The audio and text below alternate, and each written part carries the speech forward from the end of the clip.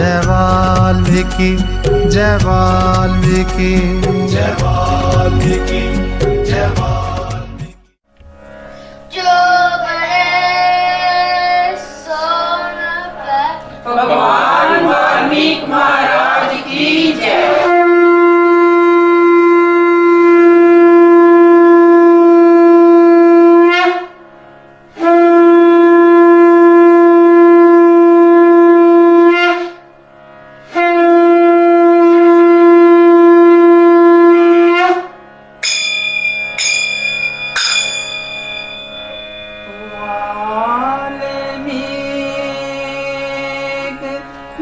महाराज के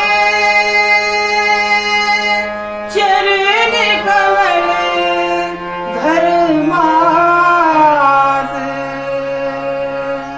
श्रेष्ठ गुरु तुम जगत के तीन लोक के नाथ वाल्मीकि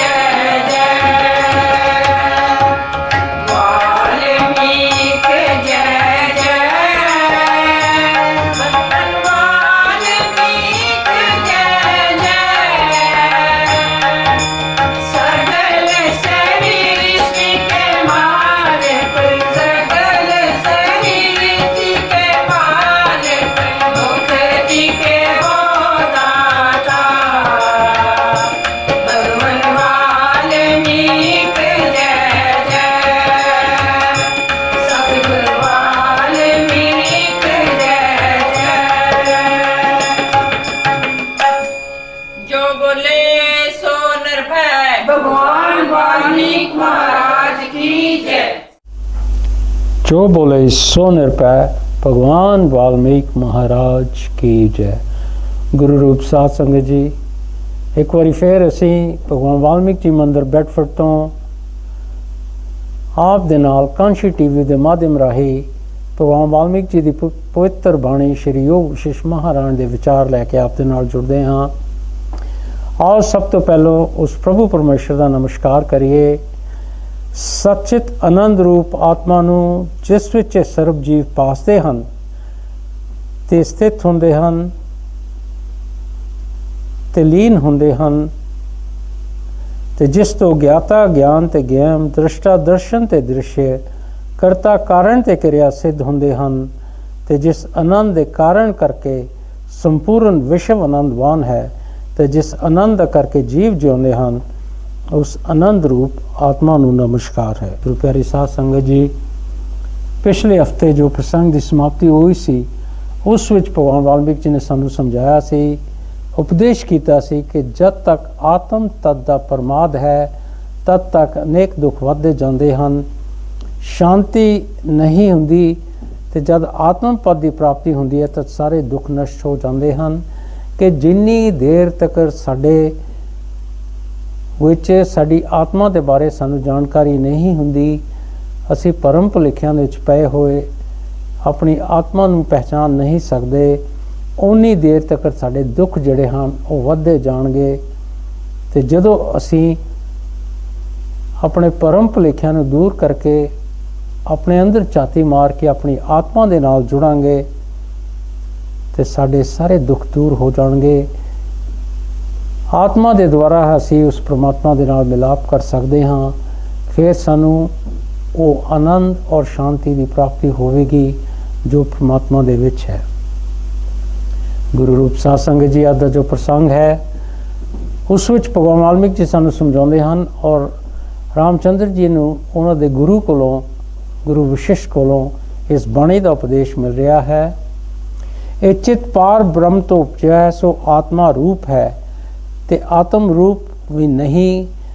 ये जो साडे मन की शक्ति चित है उसके बारे भगवान वाल्मीकि जी समझाते हैं कि यह उस प्रभु परमेश्वर उस पार ब्रह्म ईश्वर तो ही उपजा है। असल दे विच आत्म रूप है ते जे देखा जाए तो आत्म रूप भी नहीं है। जिवें समुद्र तो तरंग लीन ते वख हुंदे हन तिवें ही चित है।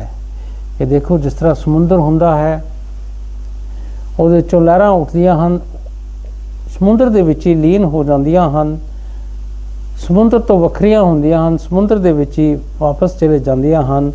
ਬਿਲਕੁਲ ਇਸੇ ਹੀ ਤਰ੍ਹਾਂ ਚਿੱਤ ਹੈ। ਜੋ ਗਿਆਨਵਾਨ ਹਨ ਉਹਨਾਂ ਦਾ ਚਿੱਤ ਬ੍ਰਹਮ ਰੂਪ ਹੀ ਹੈ ਤੇ ਕੁਝ ਵੱਖ ਨਹੀਂ। ਪਰ ਦੂਸਰੇ ਪਾਸੇ ਦੇਖੋ ਜਿਹੜੇ ਗਿਆਨੀ ਜੀਵ ਹਨ ਉਹਨਾਂ ਦਾ ਜਿਹੜਾ ਚਿੱਤ ਹੈ वो प्रभु परमेश्वर का ही रूप है। प्रभु परमेश्वर से कोई वक्री चीज़ नहीं, क्योंकि उन्होंने अपने मन को जित के मन की शक्ति जो चित है उसनों अपने काबू विच कर लिया है। इस करके वो चित नूं उस परमात्मा का रूप समझते हैं। जिवें जिसनों पानी का ज्ञान है उसनों लहरां भी पानी रूप लगदियां हन ते जो ज्ञान तो सखणे हन उन्हां दा मन संसार भरम का कारण है। सो देखो जिस तरह लहरां हुंदियां हन वो पानी का रूप है। जो ज्ञानी जीव है उन्होंने पता है कि समुद्र भी पानी है ते लहरां भी पानी हन।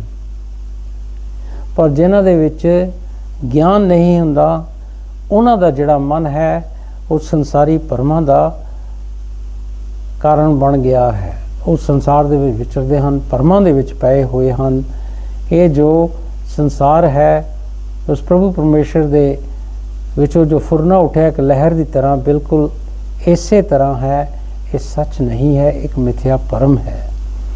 जिवें जिसनों पानी का ज्ञान नहीं उसनों वख वख लहरां लगदियां हन, तिवें ही ज्ञानी नूं वख वख जगत दिसदा है ते ज्ञानवान नूं सिर्फ ब्रह्म सत्ता ही प्रतीत हुंदी है।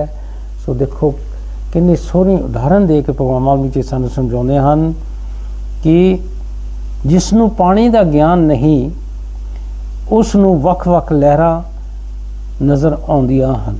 वो लहरां नूं पानी तो वखरियां समझदा है। ਬਿਲਕੁਲ ਇਸੇ ਹੀ ਤਰ੍ਹਾਂ ਜਿਹੜੇ ਅਗਿਆਨੀ ਜੀਵ ਹਨ, ਅਵਿਦਿਆ ਦੇ ਨਾਲ ਭਰੇ ਹੋਏ ਜੀਵ ਹਨ, ਉਹਨਾਂ ਨੂੰ ਵੱਖ-ਵੱਖ ਜਗਤ ਪ੍ਰਤੀਤ ਹੁੰਦਾ ਹੈ, ਨਜ਼ਰ ਆਉਂਦਾ ਹੈ। ਪਰ ਜਿਹੜੇ ਗਿਆਨੀ ਜੀਵ ਹਨ ਉਹਨਾਂ ਨੂੰ ਸਿਰਫ ਉਸ ਪਰਮਾਤਮਾ ਦੀ ਸ਼ਕਤੀ ਹੀ ਸਾਰੇ ਪਾਸੇ ਮਹਿਸੂਸ ਹੁੰਦੀ ਹੈ, ਪ੍ਰਤੀਤ ਹੁੰਦੀ ਹੈ। ਗਿਆਨਵਾਨ ਅਗਿਆਨੀ ਦੇ ਉਪਦੇਸ਼ ਲਈ ਭੇਦ ਕੱਢਦੇ ਹਨ। ਆਪਣੀ ਨਜ਼ਰ ਵਿੱਚ ਉਹਨਾਂ ਨੂੰ ਸਰਬ ਬ੍ਰਹਮ ਹੀ ਦਿਸਦਾ ਹੈ। ਜਿਹੜੇ ਗਿਆਨੀ ਜੀਵ ਹਨ, ਅਗਿਆਨੀਆਂ ਨੂੰ ਜਿਨ੍ਹਾਂ ਦੇ ਵਿੱਚ ਗਿਆਨ ਨਹੀਂ, ਉਹਨਾਂ ਨੂੰ ਸਮਝਾਉਣ ਲਈ, ਉਪਦੇਸ਼ ਦੇਣ ਲਈ ਵੱਖਰੇ ਵੱਖਰੇ ਭੇਦ ਕੱਢਦੇ ਹਨ, ਤਾਂ ਕਿ ਉਹਨਾਂ ਨੂੰ ਕਿਸੇ ਨਾ ਕਿਸੇ ਤਰ੍ਹਾਂ ਉਪਦੇਸ਼ ਕਰਕੇ ਸਮਝਾਇਆ ਜਾਏ, ਸੱਚ ਦੇ ਬਾਰੇ ਉਹਨਾਂ ਨੂੰ ਦੱਸਿਆ ਜਾਏ। ਆਪਣੀ ਨਜ਼ਰ ਵਿੱਚ ਜਿਹੜੇ ਗਿਆਨੀ ਜੀਵ ਹੁੰਦੇ ਹਨ ਉਹਨਾਂ ਨੂੰ ਸਭ ਪ੍ਰਭੂ ਪਰਮੇਸ਼ਵਰ ਈਸ਼ਵਰ ਹੀ ਦਿਸਦਾ ਹੈ। ਮਨ ਆਦਿਕ ਵੀ ਜੋ ਤੁਹਾਨੂੰ ਜਾਪਦੇ ਹਨ ਉਹ ਬ੍ਰਹਮ ਤੋਂ ਵੱਖ ਨਹੀਂ, ਸਮਾਨ ਤੇ ਸ਼ਕਤੀ ਰੂਪ ਹਨ। ਇਹ ਜੋ ਮਨ ਦੀ ਗੱਲ ਕੀਤੀ ਹੈ, ਚਿੱਤ ਦੀ ਗੱਲ ਕੀਤੀ ਹੈ, ਇਹ ਜੋ ਕੁਝ ਅਸੀਂ ਦੇਖਦੇ ਹਾਂ ਉਹ ਪਰਮਾਤਮਾ ਤੋਂ ਕੋਈ ਵੱਖਰੀ ਚੀਜ਼ ਨਹੀਂ ਹੈ, ਪਰਮਾਤਮਾ ਦੀ ਸ਼ਕਤੀ ਦਾ ਹੀ ਇੱਕ ਨਜ਼ਾਰਾ ਹੈ। ਉਸ ਤੋਂ ਹੋਰ ਕੋਈ ਪਦਾਰਥ ਨਹੀਂ। ਸਰਬ ਸ਼ਕਤੀ ਪਾਰ ਬ੍ਰਹਮ ਸਦਾ ਤੇ ਸਾਰਿਆਂ ਤੋਂ ਪੂਰਨ ਅਵਿਨਾਸ਼ੀ ਹੈ ਤੇ ਸਭ ਬ੍ਰਹਮ ਸਤਾ ਵਿੱਚ ਹੈ। ਸਰਬ ਸ਼ਕਤੀਮਾਨ ਆਤਮਾ ਹੈ ਤੇ ਉਸ ਤੋਂ ਹੋਰ ਕੋਈ ਪਦਾਰਥ ਨਹੀਂ ਹੈ। ਸਰਬ ਸ਼ਕਤੀ ਪਾਰ ਬ੍ਰਹਮ ਸਦਾ ਸਾਰਿਆਂ ਤੋਂ ਪੂਰਨ ਹੈ। ਉਹ ਪਰਮਾਤਮਾ ਪ੍ਰਭੂ ਪਰਮੇਸ਼ਰ ਪਾਰ ਬ੍ਰਹਮ ਈਸ਼ਵਰ ਜੋ ਹੈ ਉਹ ਸਭ ਤੋਂ ਪੂਰਨ ਹੈ, ਅਵਿਨਾਸ਼ੀ ਹੈ, ਉਹਦਾ ਕਦੀ ਨਾਸ਼ ਨਹੀਂ ਹੁੰਦਾ। ਬਾਕੀ ਜੋ ਕੁਝ ਅਸੀਂ ਦੇਖਦੇ ਹਾਂ ਉਹ ਸਭ ਪਦਾਰਥ ਨਾਸ਼ਵਾਨ ਹਨ ਤੇ ਸਭ ਕੁਝ ਉਸ ਪਰਮਾਤਮਾ ਦੀ ਸ਼ਕਤੀ ਜੋ ਹੈ ਉਹਦਾ ਹੀ ਇੱਕ ਨਜ਼ਾਰਾ ਹੈ। ਜਿਸ ਤਰ੍ਹਾਂ ਇਹ ਸੰਸਾਰ ਹੈ, ਪਰ ਉਹ ਪਾਰ ਬ੍ਰਹਮ ਪ੍ਰਭੂ ਪਰਮੇਸ਼ਰ ਸਰਵ ਸ਼ਕਤੀਮਾਨ ਹੈ। ਸਾਡੀ ਆਤਮਾ ਵੀ ਬਿਲਕੁਲ ਉਸੇ ਹੀ ਤਰ੍ਹਾਂ ਸਰਵ ਸ਼ਕਤੀਮਾਨ ਹੈ। ਜਿਵੇਂ ਉਸ ਨੂੰ ਪਾਉਂਦਾ ਹੈ ਉਹੀ ਸ਼ਕਤੀ ਪ੍ਰਤੱਖ ਹੁੰਦੀ ਹੈ ਤੇ ਸਰਵ ਸ਼ਕਤੀ ਰੂਪ ਹੋ ਕੇ ਫਲੀ ਹੈ। ਜਿਸ ਤਰ੍ਹਾਂ ਪਰਮਾਤਮਾ ਨੂੰ ਅੱਛਾ ਲੱਗਦਾ ਹੈ ਉਹ ਹੀ ਆਪਣੇ ਹਿਸਾਬ ਦੇ ਨਾਲ ਆਪਣੀ ਸ਼ਕਤੀ ਸਾਰਿਆਂ ਨੂੰ ਦਿਖਾਉਂਦਾ ਹੈ ਤੇ ਉਹ ਸ਼ਕਤੀ ਤੋਂ ਹੀ ਸਭ ਕੁਝ ਅੱਗੇ ਅਸੀਂ ਦੇਖਦੇ ਹਾਂ। ਜੋ ਕੁਝ ਪੈਦਾ ਹੁੰਦਾ ਹੈ ਉਹ ਸ਼ਕਤੀ ਤੋਂ ਹੀ ਹੁੰਦਾ ਹੈ। ਜੀਵਾਂ ਵਿੱਚ ਚੇਤਨ ਸ਼ਕਤੀ ਗਿਆਨ, ਹਵਾ ਵਿੱਚ ਸੰਪੰਨਤਾ, ਪੱਥਰ ਵਿੱਚ ਜੜਤਾ, ਪਾਣੀ ਵਿੱਚ ਤਰਲਤਾ, ਅੱਗ ਵਿੱਚ ਤੇਜ, ਆਕਾਸ਼ ਵਿੱਚ ਸੁੰਨਤਾ, स्वर्ग विच भाव, काल विच नाम, सोग विच सोग, प्रसन्नता विच आनंद, वीरां विच वीर, संसार दे उपजण विच उत्पत्ति ते कल्प दे अंत विच नाश शक्ति आदि जो कुछ भाव भाव शक्ति है सो सब ब्रह्म ही दी है। सो कोई भी चीज़ असी देखते हाँ वो सब उस प्रभु परमेश्वर पार ब्रह्म की शक्ति है। ये जीवां दे विच जो चेतनता है, जो इन्हां दे शक्ति ज्ञान है, स्वर्ग दा विच जो भाव है, काल दे विच जो नाम है, सोग विच सोग जिस तरह दस्या भगवान वाल्मीकि जी ने, प्रसन्नता विच जो सानू आनंद मिलता है, अग विच जो तेज है, गर्मी है, आकाश विच जो खालीपन है, ये जो कुछ भी है सब कुछ उस परमात्मा का ही चमत्कार है। वो परमात्मा की मर्जी अनुसार ही सब कुछ होंदा है। जिमें फुल फल वेल पत्ता शाख बिरश विस्तार बीज के अंदर होंदा है, तिवें ही सारा जगत ब्रह्म विच टिकता है ते जीव चित्त ते मन आदिक भी ब्रह्म विच टिके हुए हैं। सो भगवान वाल्मीकि बड़ी सोहनी मिसाल दे के सानू समझाउंदे हन कि जिमें देखो फुल होंदा है, फल होंदा है, वेल हुंदी है, उसके पत्ते हुंदे हन, उहदियां शाखां हुंदियां हन, बिरश हुंदा है, किन्ना उसका विस्तार हुंदा है, वो सारे बीज दे अंदर हुंदे हन। बिल्कुल इसे ही तरह ये जो सारा जगत है ये भी उस प्रभु परमेश्वर दे विच टिकिया होया है। ते जो जीव हन चित्त दे मन आदि ਇਹ ਵੀ ਸਾਰੇ ਉਸ ਪ੍ਰਭੂ ਪਰਮੇਸ਼ਵਰ ਦੇ ਵਿੱਚ ਟਿਕੇ ਹੋਏ ਹਨ। ਜਿਵੇਂ ਬਸੰਤ ਰੁੱਤ ਵਿੱਚ ਇੱਕੋ ਰਸ ਵੱਖ-ਵੱਖ ਤਰ੍ਹਾਂ ਦੇ ਫੁੱਲ, ਫਲ, ਟਾਹਣੀਆਂ ਸਮੇਤ ਬਹੁਤ ਰੂਪਾਂ ਨੂੰ ਧਾਰਦਾ ਹੈ, ਤਿਵੇਂ ਹੀ ਇੱਕੋ ਆਕਾਸ਼ ਬ੍ਰਹਮ ਤੋਂ ਜਗਤ ਰੂਪ ਹੋ ਦਿਸਦਾ ਹੈ ਤੇ ਉਸ ਵਿੱਚ ਦੇਸ਼ ਕਾਲ ਆਦਿ ਕੋਈ ਵਿਚਿੱਤਰਤਾ ਨਹੀਂ, ਸਾਰਾ ਜਗਤ ਉਹੀ ਰੂਪ ਹੈ। ਸੋ ਭਗਵਾਨ ਵਾਲਮੀਕ ਜੀ ਸਮਝਾਉਂਦੇ ਹਨ ਕਿ ਜਿਵੇਂ ਜਿਸ ਤਰ੍ਹਾਂ ਬਸੰਤ ਰਿਤੂ ਜਦੋਂ ਆਉਂਦੀ ਹੈ ਤਾਂ ਦੇਖੋ ਇੱਕੋ ਰਸ ਵੱਖ-ਵੱਖ ਤਰ੍ਹਾਂ ਦੇ ਫੁੱਲ, ਫਲ, ਟਾਹਣੀਆਂ ਸਮੇਤ ਉਹ ਰਸ ਦੇ ਨਾਲ ਹੀ ਦੇਖੋ ਕਿੰਨੇ ਰੂਪ ਬਣ ਜਾਂਦੇ ਹਨ। ਬਿਲਕੁਲ ਇਸੇ ਹੀ ਤਰ੍ਹਾਂ ਆਕਾਸ਼ ਬ੍ਰਹਮ ਤੋਂ ਜਗਤ ਰੂਪ ਹੋ ਦਿਸਦਾ ਹੈ। ਉਸ ਪਰਮਾਤਮਾ ਦੀ ਸ਼ਕਤੀ ਤੋਂ ਹੀ ਇਹ ਜਗਤ ਸਾਨੂੰ ਨਜ਼ਰ ਆਉਂਦਾ ਹੈ ਤੇ ਉਸ ਵਿੱਚ ਵੱਖਰੇ ਵੱਖਰੇ ਦੇਸ਼ ਸਮਾਂ ਬੀਤਦਾ ਜਾਂਦਾ ਹੈ। ਉਸ ਵਿੱਚ ਇਹ ਸਭ ਕੋਈ ਵਿਚਿੱਤਰਤਾ ਕੋਈ ਨਹੀਂ ਹੈ, ਇਹ ਸਾਰਾ ਉਸ ਪਰਮਾਤਮਾ ਦਾ ਹੀ ਚਮਤਕਾਰ ਹੈ। ਉਹ ਬ੍ਰਹਮ ਆਤਮਾ ਸਰਵ ਵਿਆਪਕ, ਸਦਾ ਉਦਿਤ ਤੇ ਸਰਵ ਸ਼ਕਤੀਮਾਨ ਹੈ। ਉਹ ਜੋ ਪ੍ਰਭੂ ਪਰਮੇਸ਼ਵਰ ਈਸ਼ਵਰ ਹੈ ਉਹ ਸਾਰੇ ਪਾਸੇ ਵਿਆਪਕ ਹੈ, ਉਹ ਸਦਾ ਉਦਿਤ ਹੈ, ਸਾਰੇ ਪਾਸੇ ਅਡੋਲ ਰੂਪ ਦੇ ਵਿੱਚ ਰਹਿੰਦਾ ਹੈ ਤੇ ਉਹ ਹੀ ਸਰਵ ਸ਼ਕਤੀਮਾਨ ਹੈ।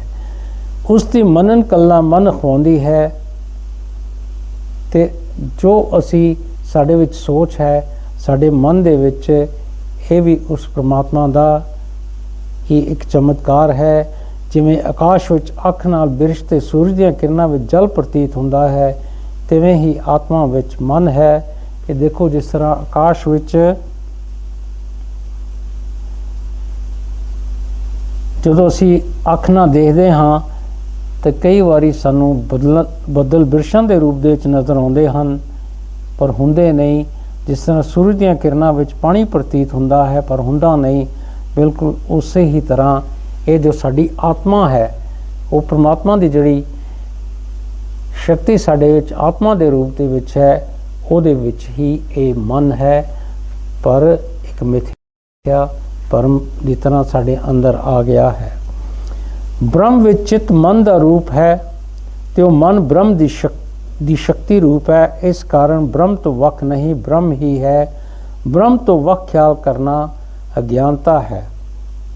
ਭਗਵਾਨ ਵਾਲਮੀਕ ਜੀ ਸਮਝਾਉਂਦੇ ਹਨ ਕਿ ਬ੍ਰਹਮ ਵਿੱਚ ਚਿਤ ਦਾ ਮਨ ਚਿੱਤ ਹੈ, ਜੋ ਇਹ ਮਨ ਦਾ ਹੀ ਰੂਪ ਹੈ। ਉਹ ਪਰਮਾਤਮਾ ਦੇ ਵਿੱਚ ਇਹ ਚਿੱਤ ਮਨ ਦਾ ਹੀ ਰੂਪ ਹੈ ਤੇ ਉਹ ਜਿਹੜਾ ਮਨ ਹੈ ਉਸੇ ਪਰਮਾਤਮਾ ਦੀ ਸ਼ਕਤੀ ਹੈ। ਇਸ ਕਾਰਨ ਉਹ ਪਰਮਾਤਮਾ ਤੋਂ ਕੋਈ ਵੱਖਰੀ ਚੀਜ਼ ਨਹੀਂ, ਉਹ ਪਰਮਾਤਮਾ ਦਾ ਰੂਪ ਹੀ ਹੈ। ਤੇ ਪਰਮਾਤਮਾ ਤੋਂ ਵੱਖਰਾ ਖਿਆਲ ਕਰਨਾ ਇਹੀ ਹੀ ਵੱਡੀ ਅਗਿਆਨਤਾ ਹੈ। ਜੇ ਅਸੀਂ ਸਾਰੇ ਸਮਝੀਏ ਕਿ ਜੋ ਕੁਝ ਵੀ ਹੈ ਉਹ ਪਰਮਾਤਮਾ ਦਾ ਹੀ ਰੂਪ ਹੈ, ਪਰਮਾਤਮਾ ਹੀ ਕਰਾਉਣ ਵਾਲਾ ਹੈ, ਤੇ ਅਸੀਂ ਫਿਰ ਸਹੀ ਹਾਂ, ਗਲਤ ਨਹੀਂ ਹੋ ਸਕਦੇ। ਪਰ ਜਦੋਂ ਅਸੀਂ ਇਹ ਵੱਖ-ਵੱਖ ਰੂਪ ਜੋ ਦੇਖਦੇ ਹਨ, ਇਹਨਾਂ ਨੂੰ ਸੱਚ ਸਮਝਦੇ ਹਾਂ ਤੇ ਅਸੀਂ ਫਿਰ ਗਲਤ ਸੋਚਦੇ ਹਾਂ। ਇਹੀ ਹੀ ਅਗਿਆਨਤਾ ਹੈ। ਬ੍ਰਹਮ ਵਿੱਚ ਮੈਂ ਅਜਿਹਾ ਉਥਾਨ ਹੋਇਆ ਹੈ, ਇਸ ਦਾ ਨਾਮ ਮਨ ਹੈ ਤੇ ਜੜ ਅਜੜ ਰੂਪ ਮਨ ਤੋਂ ਜਗਤ ਹੋਇਆ ਹੈ। ਇਹ ਬ੍ਰਹਮ ਵਿੱਚ ਜੋ ਮੈਂ, ਇਹ ਉਸੇ ਪਰਮਾਤਮਾ ਦੇ ਜੋ ਮੈਂ ਵਾਲੀ ਗੱਲ ਉਪਜੀ ਹੈ, ਉਸੇ ਦਾ ਨਾਮ ਮਨ ਹੈ। ਤੇ ਮਨ ਜੜ ਵੀ ਹੈ ਤੇ ਅਜੜ ਹੈ, ਇਹ ਦੋਨੋਂ ਰੂਪ ਹੈ। ਔਰ ਅਜੜ ਤੋਂ ਹੀ ਇਹ ਮਨ ਤੋਂ ਹੀ ਇਹ ਜਗਤ ਹੋਇਆ ਹੈ। ਇਹ ਸਾਡੇ ਮਨ ਨੇ ਹੀ ਇਹ ਸੰਸਾਰ ਦੀ ਕਲਪਨਾ, ਇਹ ਤਸਵੀਰ ਖਿੱਚੀ ਹੈ। ਪ੍ਰਤੀਯੋਗੀ ਤੇ ਵੱਖ ਕਰਨ ਵਾਲਾ ਗਿਣਤੀ ਰੂਪ ਸਾਰੇ ਮਨ ਦੇ ਰਚੇ ਹਨ। ਸੋ ਇਹ ਮਨ ਨੇ ਹੀ ਸਭ ਕੁਝ ਰਚਿਆ ਹੈ। ਪ੍ਰਤੀਯੋਗੀ ਤੇ ਵੱਖ ਕਰਨ ਵਾਲਾ ਗਿਣਤੀ ਦਾ ਭੇਦ ਇਹ ਹੈ ਕਿ ਪ੍ਰਤੀਯੋਗੀ ਵਿਰੋਧੀ ਨੂੰ ਆਖਦੇ ਹਨ, ਜਿਵੇਂ ਚੇਤਨ ਦਾ ਵਿਰੋਧੀ ਜੜ ਤੋਂ ਵੱਖ ਕਰਨ ਵਾਲਾ ਇਸ ਨੂੰ ਆਖਦੇ ਹਨ ਕਿ ਜਿਵੇਂ ਘਟ ਅਟੁੱਟਪਣ ਅਜਿਹੇ ਅਨੇਕ ਰੂਪ ਦ੍ਰਿਸ਼ ਸਮ ਮਨ ਦੇ ਰਚੇ ਕਰਨ ਹਨ। ਜਿਵੇਂ ਜਿਵੇਂ ਬ੍ਰਹਮ ਵਿੱਚ ਹਿੰਦੂ ਬ੍ਰਾਹਮਣ ਦੇ ਪੁੱਤਰ ਦੀ ਤਰ੍ਹਾਂ ਮਨ ਦ੍ਰਿੜ ਹੁੰਦਾ ਹੈ, ਤਿਵੇਂ ਹੀ ਜਾਪਦਾ ਹੈ। ਸੋ ਇਹ ਮਨ ਹੀ ਹੈ ਜਿਸ ਦਾ ਕਰਕੇ ਅਸੀਂ ਵੱਖਰੇ ਵੱਖਰੇ ਰੂਪ ਦੇਖਦੇ ਹਾਂ। ਜਿਸ ਤਰ੍ਹਾਂ ਹਿੰਦੂ ਬ੍ਰਾਹਮਣ ਦੇ ਪੁੱਤਰਾਂ ਦਾ ਮਨ ਦੀ ਉਦਾਹਰਨ ਦਿੱਤੀ ਭਗਵਾਨ ਵਾਲਮੀਕ ਜੀ। ਉਹ ਮਨ ਦਾ ਕਰਕੇ ਉਹਨਾਂ ਦੇ ਵਿੱਚ ਉਹ ਮਨ ਦਾ ਖਿਆਲ ਜਿਹੜਾ ਸੀ ਉਹ ਬਿਲਕੁਲ ਦ੍ਰਿੜ ਹੁੰਦਾ ਸੀ। ਜਿਵੇਂ ਸਮੁੰਦਰ ਵਿੱਚ ਤਰਲਤਾ ਤੋਂ ਤਰੰਗ ਚੱਕਰ ਹੋ ਦਿਸਦੇ ਹਨ। ਦੇਖੋ ਇੱਕ ਸਮੁੰਦਰ ਹੁੰਦਾ ਹੈ, ਉਹਦੇ ਵਿੱਚੋਂ ਅਸੀਂ ਉਹਦੀ ਤਰਲਤਾ ਦਾ ਕਰਕੇ ਲਹਿਰਾਂ ਔਰ ਚੱਕਰ ਦੇਖਦੇ ਹਾਂ। ਤਿਵੇਂ ਹੀ ਸ਼ੁੱਧ ਬ੍ਰਹਮ ਵਿੱਚ ਜੀਵ ਫੁਰਨੇ ਤੋਂ ਤਰ੍ਹਾਂ ਤਰ੍ਹਾਂ ਦਾ ਜਗਤ ਦਿਸਦਾ ਹੈ, ਪਰ ਕੁਝ ਹੋਇਆ ਨਹੀਂ। ਬ੍ਰਹਮ ਹੀ ਆਪਣੇ ਆਪ ਵਿੱਚ ਵਿਆਪਕ ਹੈ ਕਿ ਦੇਖੋ ਜੋ ਪ੍ਰਮਾਤਮਾ ਦੇ ਵਿੱਚ ਫੁਰਨਾ ਉੱਠਿਆ ਹੈ ਉਸ ਦਾ ਕਰਕੇ ਹੀ ਜਗਤ ਹੋਇਆ ਹੈ, ਪਰ ਇਹ ਆਪਣੇ ਆਪ ਵਿੱਚ ਵਿਆਪਕ ਹੈ। ਜਿਵੇਂ ਲਹਿਰਾਂ ਦੇ ਹੋਣ ਤੋਂ ਮਿਟਵੇਂ ਜਲ ਇੱਕ ਰਸ ਰਹਿੰਦਾ ਹੈ, ਤਿਵੇਂ ਹੀ ਜਗਤ ਦੇ ਉਪਜਣ ਤੇ ਮਿਟਣ ਨਾਲ ਬ੍ਰਹਮ ਜਿਉਂਦਾ ਤਿਉਂ ਹੈ।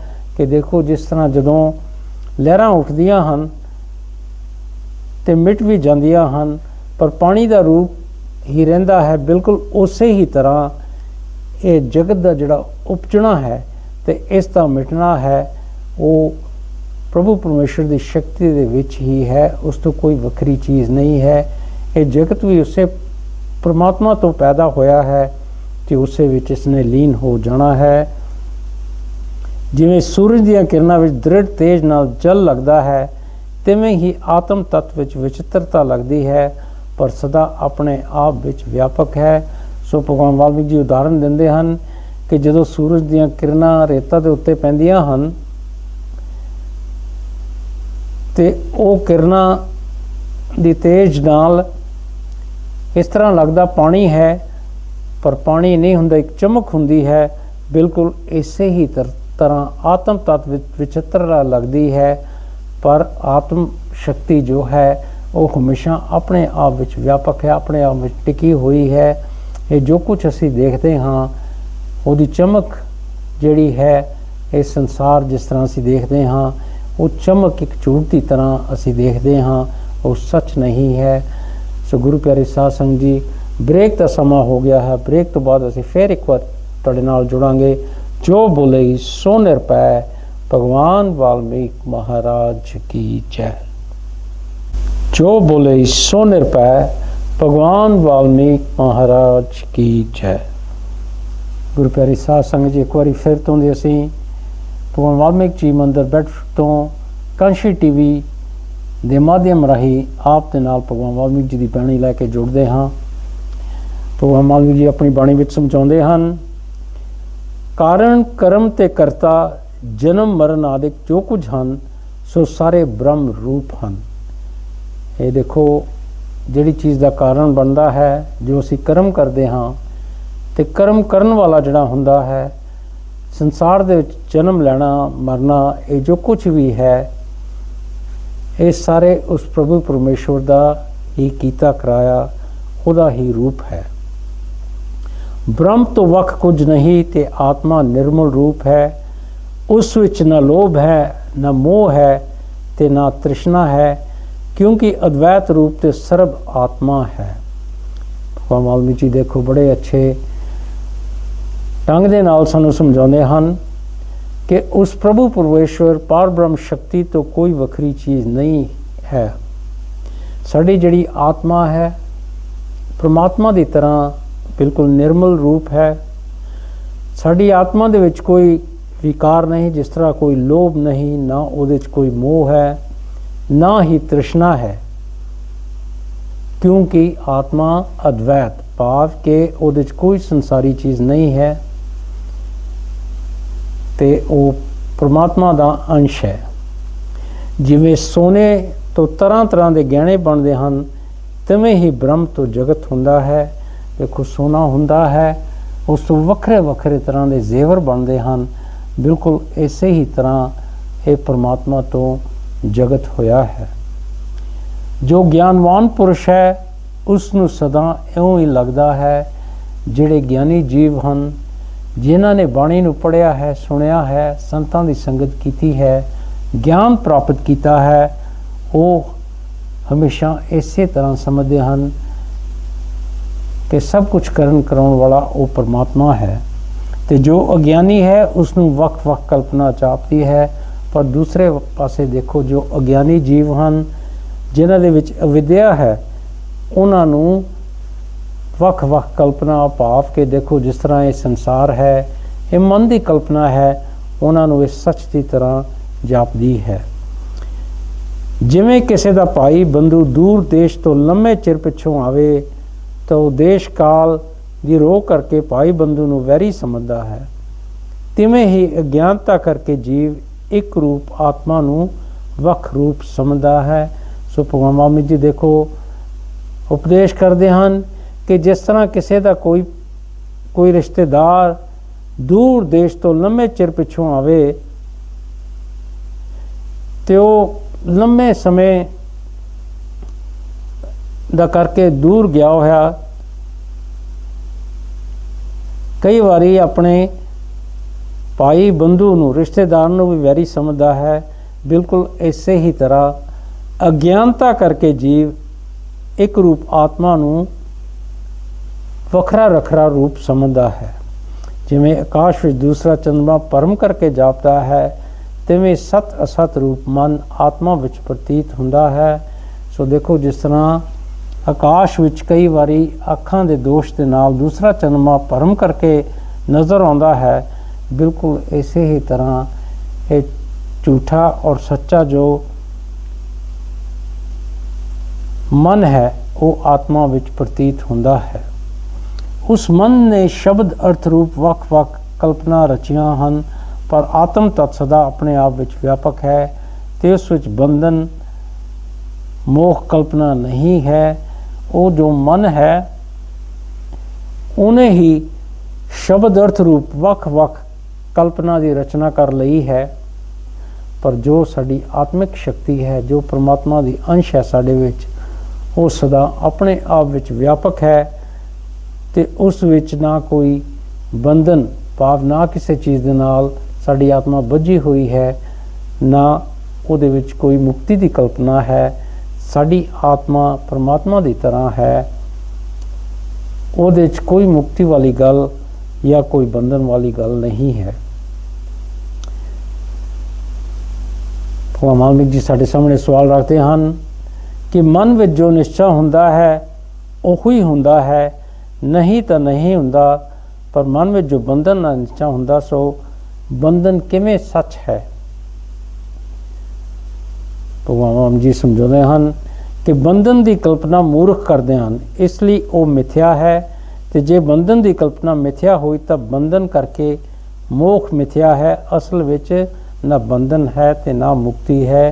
ਕਿ ਇਹ ਜੋ ਕਿਸੇ ਚੀਜ਼ ਦੇ ਨਾਲ ਇਹ ਜੋ ਬੰਧਨ ਬਣ ਜਾਂਦਾ ਹੈ, ਇਹ ਜੋ ਸੋਚ ਹੈ ਇਹ ਮੂਰਖਾਂ ਦੀ ਸੋਚ ਹੈ। ਇਸ ਲਈ ਇਹ ਸੋਚ ਇੱਕ ਮਿਥਿਆ ਭਰਮ ਹੈ। ਤੇ ਜੇ ਇਹ ਜੋ ਬੰਧਨ ਹੈ ਇਹਦੀ ਕਲਪਨਾ ਜੇ ਮਿਥਿਆ ਹੋਈ ਤਾਂ ਫਿਰ ਬੰਧਨ ਕਰਕੇ ਮੁਕਤੀ ਦੀ ਕਲਪਨਾ ਵੀ ਝੂਠ ਹੋਈ। ਅਸਲ ਵਿੱਚ ਨਾ ਬੰਧਨ ਹੈ ਤੇ ਨਾ ਕੋਈ ਮੁਕਤੀ ਵਾਲੀ ਗੱਲ ਹੈ। ਅਗਿਆਨਤਾ ਦਾ ਕਾਰਨ ਹੈ। ਅਗਿਆਨ ਕਰਕੇ ਅਵਸਤੂ ਵੀ ਵਸਤੂ ਲੱਗਦੀ ਹੈ, ਜਿਵੇਂ ਰੱਸੇ ਵਿੱਚ ਸਭ ਪ੍ਰਤੀਤ ਹੁੰਦਾ ਹੈ, ਪਰ ਗਿਆਨਵਾਨ ਨੂੰ ਵਸਤੂ ਅਵਸਤੂ ਸੱਚ ਨਹੀਂ ਲੱਗਦੀ। ਕਿ ਦੇਖੋ ਕਿ ਇੱਕ ਰੱਸੀ ਹੁੰਦੀ ਹੈ, ਕਈ ਵਾਰੀ ਇਸ ਤਰ੍ਹਾਂ ਲੱਗਦਾ ਹੈ ਕਿ ਸੱਪ ਹੈ, ਕਿਉਂਕਿ ਸਾਡੇ ਵਿੱਚ ਉਹ ਰੱਸੀ ਦਾ ਸੱਚਾ ਗਿਆਨ ਨਹੀਂ ਸੀ। ਗਿਆਨਤਾ ਕਰਕੇ ਸਾਨੂੰ ਉਹ ਸਭ ਪ੍ਰਤੀਤ ਹੁੰਦਾ ਸੀ। ਇਸੇ ਕਰਕੇ ਜਿਹੜੀ ਚੀਜ਼ ਵਸਤੂ ਨਹੀਂ ਹੈ ਉਹ ਵਸਤੂ ਦੀ ਤਰ੍ਹਾਂ ਸਾਨੂੰ ਨਜ਼ਰ ਆਉਂਦੀ ਹੈ। ਜਿਵੇਂ ਰੱਸੀ ਦੇ ਗਿਆਨ ਨਾਲ ਸੱਪ ਨਹੀਂ ਪ੍ਰਤੀਤ ਹੁੰਦਾ, ਤਿਵੇਂ ਹੀ ਬੰਧਨ ਮੋਹ ਕਲਪਨਾ ਮੂਰਖਾਂ ਨੂੰ ਲੱਗਦੀ ਹੈ। ਗਿਆਨਵਾਨ ਨੂੰ ਬੰਧਨ ਮੋਹ ਕਲਪਨਾ ਨਹੀਂ ਲੱਗਦੀ। ਜਿਸ ਤਰ੍ਹਾਂ ਰੱਸੀ ਦੇ ਗਿਆਨ ਨਾਲ ਸੱਪ ਨਹੀਂ ਸਾਨੂੰ ਪ੍ਰਤੀਤ ਹੁੰਦਾ, ਬਿਲਕੁਲ ਇਸੇ ਹੀ ਤਰ੍ਹਾਂ ये जो बंधन वाली गल है, मुक्ति वाली गल है, ये कल्पना जो है ये मूर्खां ने ਨੂੰ लगती है।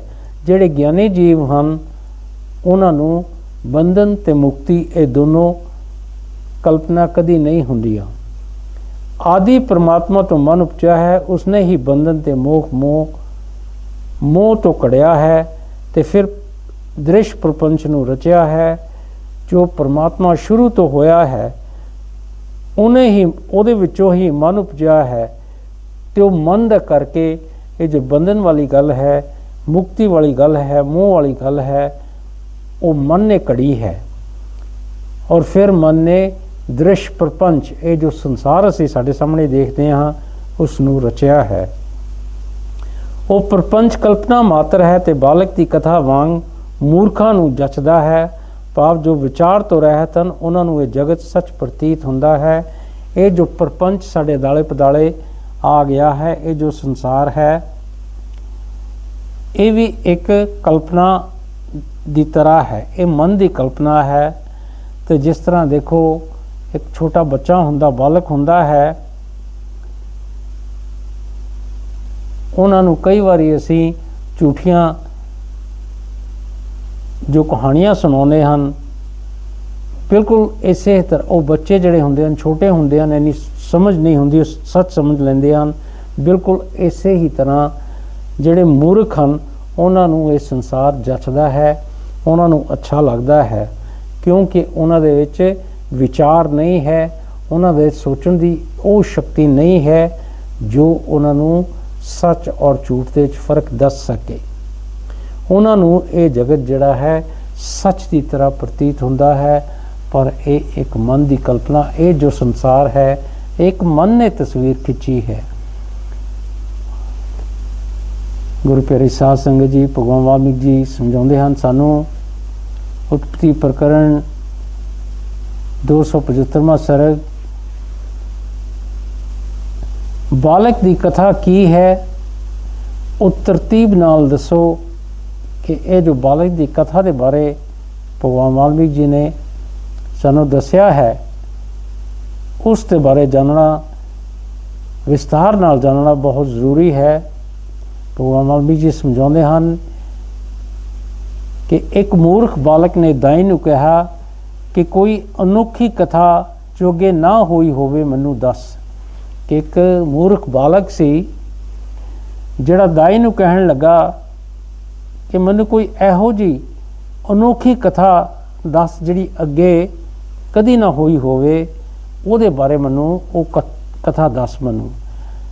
ਤਦ ਉਸ ਦੀ ਖੇਡ ਲਈ ਬੁੱਧੀਮਾਨ ਦਾਈ ਕਥਾ ਕਹਿਣ ਲੱਗੀ ਤੇ ਉਹਨੂੰ ਪਰਚਾਉਣ ਲਈ ਉਹ ਬੜੀ ਬੁੱਧੀਮਾਨ ਅਕਲਮੰਦ ਜਿਹੜੀ ਦਾਈ ਸੀ ਉਹਨੂੰ ਇੱਕ ਕਥਾ ਕਹਿਣ ਲੱਗੀ।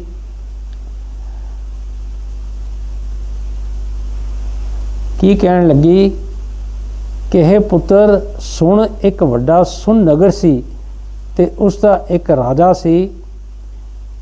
ਇੱਕ ਬੜੇ ਵੱਡੇ ਸੁਨ ਨਗਰ ਦੀ ਉਹ ਕਥਾ ਦੱਸਣ ਲੱਗੀ ਤੇ ਉੱਥੇ ਇੱਕ ਰਾਜਾ ਸੀ। ਉਸ ਰਾਜੇ ਦੇ ਸ਼ੁਭ ਸਦਾਚਾਰੀ ਤੇ ਵੱਡੇ ਸੁੰਦਰ ਤੇਜਵਾਨ 3 ਪੁੱਤਰ ਸੀ।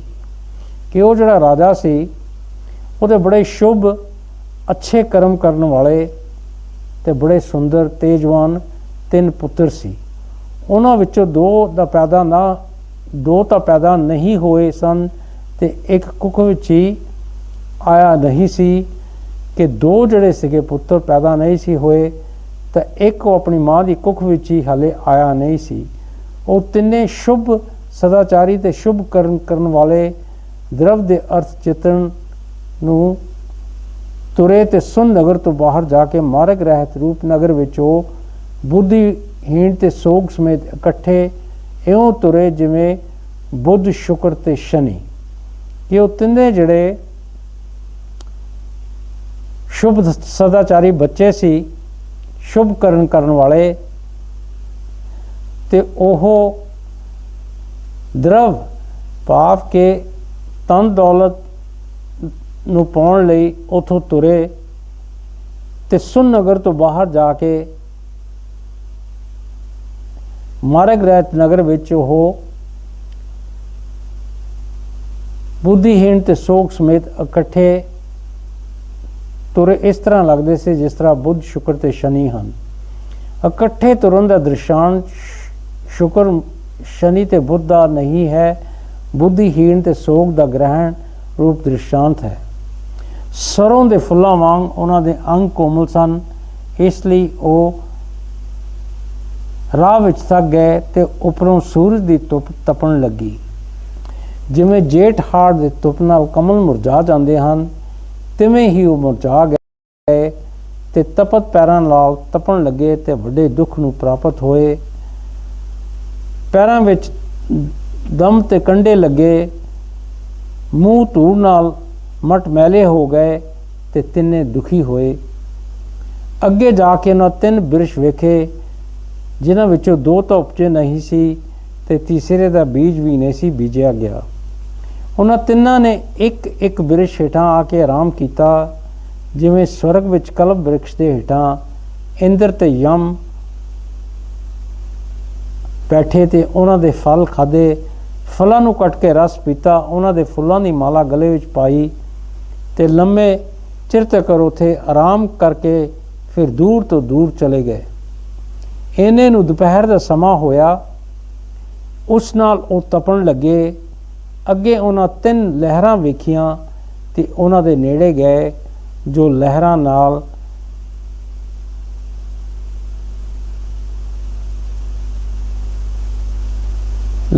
ਖੇਡਦੀਆਂ ਸਨ। ਉਹਨਾਂ 'ਚੋਂ 2 ਵਿੱਚ ਤਾਂ ਬਿਲਕੁਲ ਵੀ ਪਾਣੀ ਨਹੀਂ ਸੀ ਤੇ ਤੀਸਰੀ ਸੁੱਕੀ ਪਈ ਸੀ।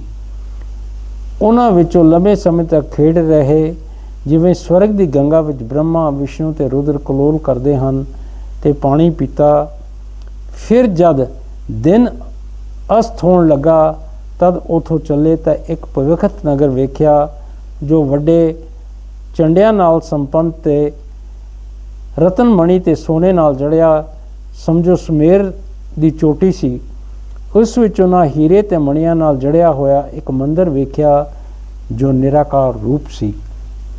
ਉਸ ਵਿੱਚ ਉਹ ਵੜ ਗਏ ਤੇ ਉੱਥੇ ਬਹੁਤ ਇਸਤਰੀਆਂ ਵੇਖੀਆਂ ਤੇ ਫਿਰ ਵਿਚਾਰ ਕੀਤੀ ਕਿ ਰਸੋਈ ਕਰੋ ਤੇ ਬ੍ਰਾਹਮਣ ਨੂੰ ਭੋਜਨ ਛਕਾਈਏ।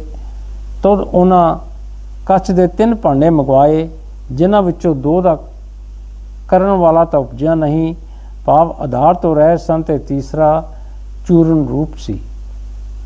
ਉਸ ਚੂਰਨ ਰੂਪ ਭਾਂਡੇ ਵਿੱਚ ਉਹਨਾਂ 16 ਸੇ ਰਸੋਈ ਚੜਾਈ ਤੇ ਬ੍ਰਹਮਾ ਆਦਿਕ ਵਧੇ ਰੂਪ ਤੇ ਨਿਰਮੁਖ ਰਿਸ਼ੀਆਂ ਨੇ ਭੋਜਨ ਕੀਤਾ। ਉਸ ਤੋਂ ਉਹਨਾਂ ਸੈਂਕੜੇ ਬ੍ਰਾਹਮਣਾਂ ਨੂੰ ਭੋਜਨ ਕਰਾਇਆ ਤੇ ਆਪ ਵੀ ਭੋਜਨ ਕੀਤਾ।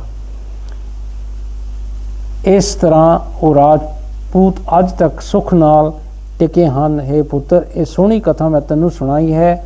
ਜੇ ਤੂੰ ਇਸ ਨੂੰ ਹਿਰਦੇ ਵਿੱਚ ਧਾਰੇਂਗਾ ਤਾਂ ਪੰਡਿਤ ਹੋਵੇਂਗਾ। ਇਸ ਤਰ੍ਹਾਂ ਦਾਈ ਨੇ ਜਦ ਬਾਲਕ ਨੂੰ ਕਥਾ ਸੁਣਾਈ ਤਦ ਬਾਲਕ ਦੇ ਮਨ ਵਿੱਚ ਸੱਚ ਪ੍ਰਤੀਤ ਹੋਈ। ਜਿਵੇਂ ਉਸ ਕਥਾ ਦਾ ਰੂਪ ਸੰਕਲਪ ਤੋਂ ਵੱਖ ਕੁਝ ਨਹੀਂ ਸੀ, ਤਿਵੇਂ ਹੀ ਇਹ ਜਗਤ ਸਭ ਸੰਕਲਪ ਮਾਤਰ ਹੈ। ਅਗਿਆਨ ਕਰਕੇ ਹਿਰਦੇ ਵਿੱਚ ਸਥਿਰ ਹੋ ਰਿਹਾ ਹੈ ਤੇ ਭਰਮ ਕਰਕੇ ਇਸ ਵਿੱਚ ਭਰੋਸਾ ਹੋਇਆ ਤੇ ਬੰਧਨ ਮੋਖ ਦੀ ਕਲਪਨਾ ਮਾਤਰ ਹੈ। ਸੰਕਲਪ ਤੋਂ ਵੱਖ ਇਸ ਦਾ ਸਰੂਪ ਨਹੀਂ। ਸ਼ੁੱਧ ਆਤਮਾ ਨਿਸ਼ਕਿੰਚਨ ਰੂਪ ਹੈ, ਪਰ ਸੰਕਲਪ ਦੇ ਵਸ ਨਾਲ ਕਿੰਚਨ ਰੂਪ ਲੱਗਦਾ ਹੈ। ਧਰਤੀ, ਹਵਾ, ਆਕਾਸ਼, ਨਦੀਆਂ, ਦੇਸ਼ ਆਦਿਕ ਜੋ 5 ਭੌਤਿਕ ਸ੍ਰਿਸ਼ਟੀ ਹੈ, ਸੋ ਸਾਰੀ ਕਲਪਨਾ ਮਾਤਰ ਹੈ। ਜਿਵੇਂ ਸੁਪਨੇ ਵਿੱਚ ਤਰ੍ਹਾਂ ਤਰ੍ਹਾਂ ਦੀ ਸ੍ਰਿਸ਼ਟੀ ਦਿਸਦੀ ਹੈ ਤੇ ਕੁਝ ਨਹੀਂ ਉਪਜੀ, ਤਿਵੇਂ ਹੀ ਇਸ ਜਗਤ ਨੂੰ ਸਮਝੋ। ਜਿਵੇਂ ਮਨ ਘੜਤ ਰਾਜਪੁੱਤਰ ਭਵਿੱਖਤ ਨਗਰ ਵਿੱਚ ਟਿਕੇ ਸਨ ਤੇ ਉਹ ਰਚਨਾ ਸੰਕਲਪ ਬਾਲਕ ਨੂੰ ਸਥਿਰ ਹੋਈ ਸੀ, ਤਿਵੇਂ ਹੀ ਇਹ ਜਗਤ ਸੰਕਲਪ ਮਾਤਰ ਦੇ ਫੁਰਨੇ ਨਾਲ ਦ੍ਰਿੜ ਹੋਇਆ ਹੈ। ਜਿਵੇਂ ਤਰਤਾ ਤੋਂ ਜੋ ਪਾਣੀ ਵਿੱਚ ਲਹਿਰਾਂ ਹੁੰਦੀਆਂ ਹਨ, ਉਹ ਪਾਣੀ ਹੀ ਪਾਣੀ ਹੈ, ਤਿਵੇਂ ਹੀ ਆਤਮਾ ਵਿੱਚ ਮੌਜੂਦ ਹੈ। ਇਹ ਸਾਰਾ ਜਗਤ ਸੰਕਲਪ ਤੋਂ ਉਪਜਦਾ ਹੈ ਤੇ ਵੱਡੇ ਵੱਡੇ ਵਿਸਤਾਰ ਨੂੰ ਪ੍ਰਾਪਤ ਹੁੰਦਾ ਹੈ, ਤਿਵੇਂ ਹੀ ਸੰਕਲਪ ਤੋਂ ਉਪਜਿਆ ਜਗਤ ਵਿਸਤਾਰ ਨੂੰ ਪ੍ਰਾਪਤ ਹੁੰਦਾ ਹੈ ਤੇ ਚਿੱਤ ਦਾ ਵਿਲਾਸ ਹੈ। ਚਿੱਤ ਦੇ ਫੁਰਨੇ ਕਰਕੇ ਪ੍ਰਤੀਤ ਹੁੰਦਾ ਹੈ। ਸੋ ਭਗਵਾਨ ਜੀ ਸਮਝਾਉਂਦੇ ਹਨ ਕਿ ਸੰਕਲਪ ਰੂਪੀ ਮੈਲ ਨੂੰ ਤਿਆਗ ਕੇ ਅਡੋਲ ਆਤਮ ਦਾ ਆਸਰਾ ਲਓ। ਜਦ ਇਸ ਪਦ ਵਿੱਚ ਟਿਕੋਗੇ ਤਦ ਪਰਮ ਸ਼ਾਂਤੀ ਪ੍ਰਾਪਤ ਹੋਵੇਗੀ।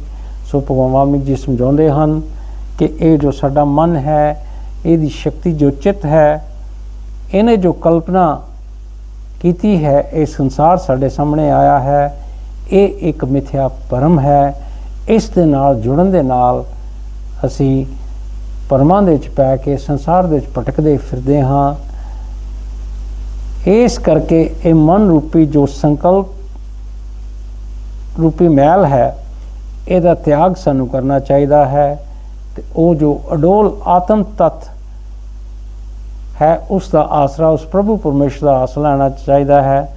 ਜਦ ਇਸ ਵਿੱਚ ਅਸੀਂ ਟਿਕਾਂਗੇ ਤਾਂ ਪਰਮ ਸ਼ਾਂਤੀ ਨੂੰ ਅਸੀਂ ਪ੍ਰਾਪਤ ਹੋਵਾਂਗੇ। ਜੋ ਬੋਲੇ ਸੋ ਨਿਰਭੈ। ਭਗਵਾਨ ਵਾਲਮੀਕ ਮਹਾਰਾਜ ਕੀ ਜੈ। ਜੋ ਬੋਲੇ ਸੋ ਨਿਰਭੈ। ਭਗਵਾਨ ਵਾਲਮੀਕ ਮਹਾਰਾਜ